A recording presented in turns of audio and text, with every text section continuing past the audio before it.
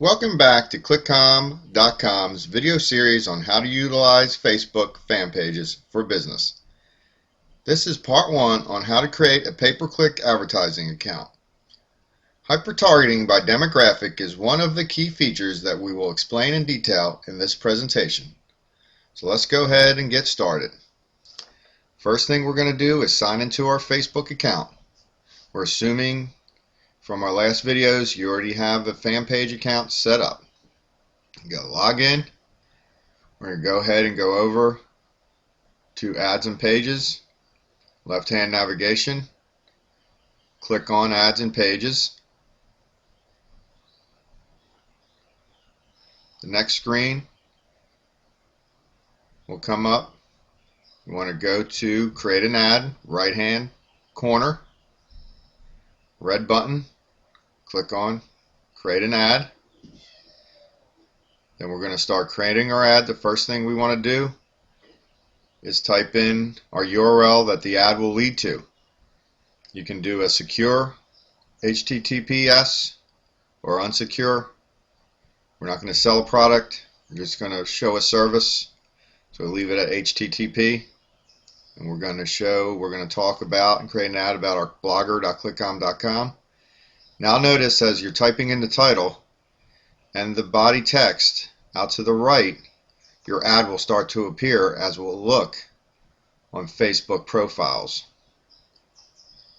Now let's make sure everybody knows when you're in your Facebook fan page or when you're in your personal profile, to the right side of the screen you're starting to see ads. I'm sure everybody's noticed that. So this is what we're starting to create. It's very convenient to show the ad out to the right. Now we're going to look for a graphic to have our ad pop, stand out. We're going to use my logo. I like my logo, but you can have a picture of a product, an animation, anything that you want. Picture of your service that portrays your service. I do like my logo, so I think it's catchy, so we use our logo quite often in our ads. And there it is. Now later we'll show you how it actually sets up on a profile page. Now here is the hyper-targeting. Right now as it stands, everywhere in the United States, every language in the US, we have 105 million people that we can target. Now the hyper-targeting is how we start to drill down on who we actually want to show our ad to. The first demonstration of the hyper-targeting will be going from everywhere in the US by state. So you just click on the radio button,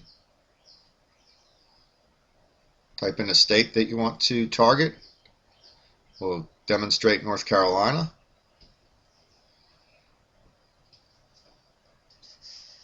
We go from 105 million people to 2.5 million people.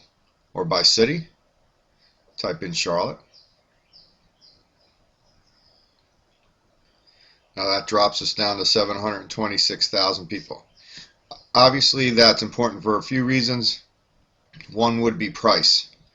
The less people you're targeting, the less cost per click Facebook will charge you, depending on your category. Now we're going to target, we're going to limit age. We don't want anybody under the age of 35. You can choose by sex, by interested in what sex. If they're in a relationship, just click on the radio buttons or the check boxes, depending on the category, the field.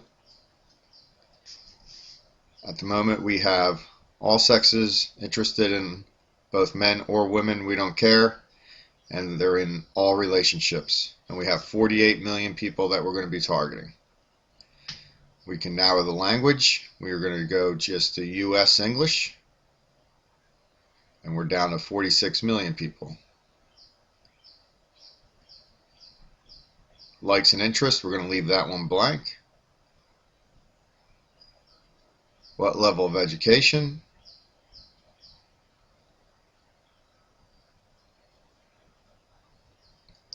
You can see how very precise. The workplace, can target just your business. You can target somebody else's business. You can target somebody in Coca-Cola or used to work in Coca-Cola. Facebook acquired all this data. If you remember, when you signed up your profile, you answer a series of questions, and that's where they get their data. Connections.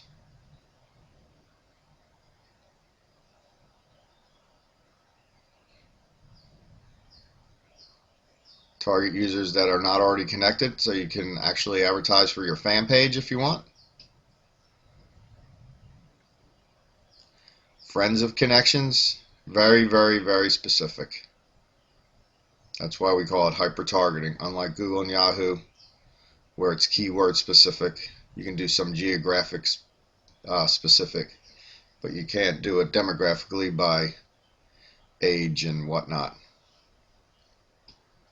on pay-per-click. Now we are going to talk about naming our campaign, setting our budget from $1 to as much as you want per day. And this is pay-per-click. You're going to notice after we schedule start date, stop date, you don't have to have a start or a stop date, but you can limit your ad per season. If you're going to go away, not check your reporting, you can do a start and stop date. Now, you can do pay per impression, which we're going to cover in another video. This is pay per click. Pay per impression is if you have 1,000 per 1,000 impressions, you'll get charged a fee. We're only going to do pay per click, so every time somebody clicks on your ad, that's when you get your fee charged to your account. You see here also will suggest a minimum and maximum price for your maximum exposure. You can go lower than that, you can go higher than that to make sure that you get as much exposure as you need. I typically stay right in the range unless I'm looking for a quick return or a slower return. I'll go above or below. Now I'm just going to put in $3 just to see what the estimated click per day would turn out to be, and as it turns out, it's not going to be much more or less, so we'll keep it at $3. But as we do part 2 of the series, I'm going to change it back to under 80 cents, and you see it does not do much to the estimated clicks, which is right below the max bid. Max bid meaning how much you're willing to pay. Now we're going to review the ad.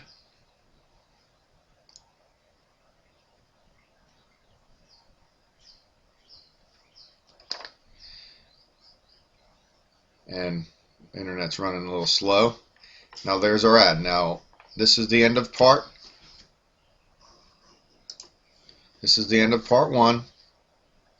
Part 2 will show how to retweak the ad and go into more detail on reporting and placement of the ad.